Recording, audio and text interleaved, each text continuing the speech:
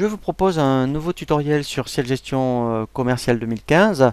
Pour terminer sur le menu liste, nous allons voir comment créer des clients et des prospects. Lorsque vous avez effectivement une demande, si c'est par rapport à une demande de devis et c'est un client que vous n'avez pas encore référencé, nous allons le créer comme un prospect. Ciel, automatiquement, lorsqu'on on verra le tutoriel sur les devis, va le gérer comme un prospect. Si ensuite il accepte le devis, il va le basculer comme client. Donc pour toutes les demandes que vous avez de nouvelles personnes, créez-les comme des prospects.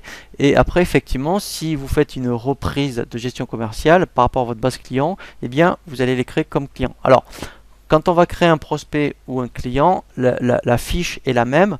Il y a juste cette notion lorsque vous êtes dans un stade de devis. Si c'est pour un prospect, créez-le comme un prospect. Sinon, créez vos fiches clients. Alors, quand on crée un client ou un prospect, voilà, donc on va voir vraiment l'information. Alors, c'est vrai que, alors, je vais d'abord plutôt prendre voilà, un client. Alors, très important, comme on a vu pour les fournisseurs, au niveau du code, ici, si vous les mettez, vous voyez, PR002, lui, il va mettre 411.002, ce qui n'est pas très parlant. Ce que je vous conseille, hein, donc là, comme les fournisseurs, je vous conseille d'aller voir le tutoriel sur les paramètres des dossiers. C'est de dire qu'ici, vous ayez la main sur le code. Et vous voyez, mettons, donc là, c'est une association qui s'appelle Relais des femmes. Mais vous pourriez mettre AS, R, femmes, par exemple, et mettra dans le compte comptable 411 AS Royal Femme. Donc ça va plus vous parler que 411.002. Ensuite, là, vous allez indiquer donc le SIRET et le code APE éventuellement. Mais ce qui est très important, là, c'est pareil, c'est le code famille. Donc là, vous voyez qu'on peut mettre, admettons, donc là, si j'avais créé donc dans le menu liste, autre liste, les familles associations par exemple, eh bien je l'aurais affecté directement ici. Donc ça c'est intéressant pour le chiffre d'affaires. Comme ça, à la fin du mois, vous saurez exactement le chiffre d'affaires réalisé par type de famille. On peut donc affecter un représentant. Donc ça c'est intéressant. Si effectivement vous avez des commerciaux, eh bien vous affectez directement vos représentants par type de clients. Si vous êtes dans une autre activité, si c'était des techniciens, vous voyez, donc on avait créé dans le tutoriel pour les représentants, on l'a vu pour gérer des techniciens, et bien là j'affecterai mon technicien Dupont par exemple. Ensuite, donc là effectivement vous allez indiquer tout ce qui va concerner l'administratif du client. Ce qui est important, c'est l'email, puisqu'en fait après on peut envoyer directement les pièces commerciales par mail. Donc si vous indiquez le mail ici, automatiquement eh bien vous pourrez l'envoyer par mail. L'onglet complément, donc ça c'est très important pour la TVA.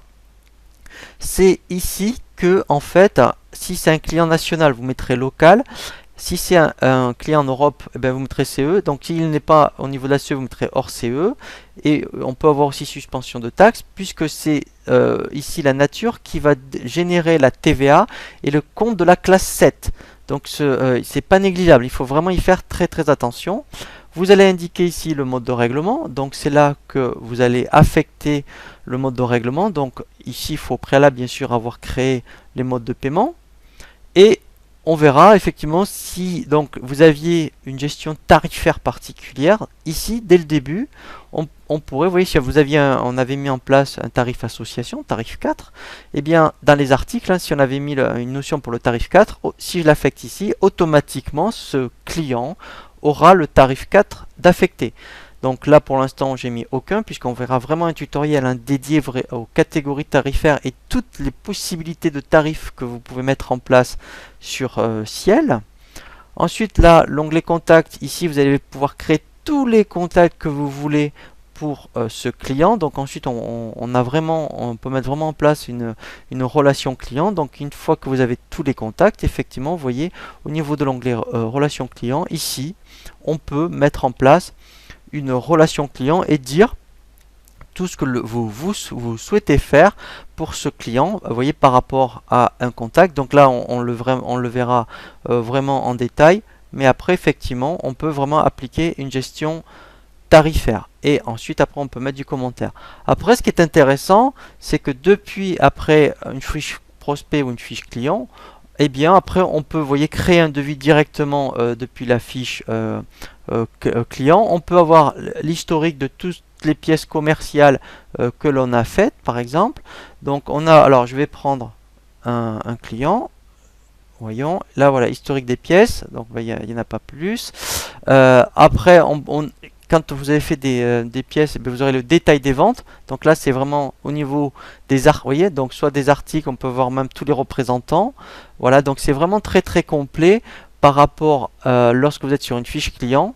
Et bien après, on va avoir pas mal d'informations sans passer par les menus directement depuis sa fiche. Voilà, donc là on a vraiment bien fait le tour par rapport au menu liste, hein. Donc là on l'a vu vraiment maintenant en intégralité. Donc maintenant ce que je vous propose, avant de créer ce qu'on appelle des documents de vente et des documents d'achat, c'est de faire ce qu'on appelle une saisie d'inventaire. Alors pour initialiser le stock pour vos articles, pour que après effectivement eh bien, on puisse passer des commandes et voir après tout ce qui est facture, livraison.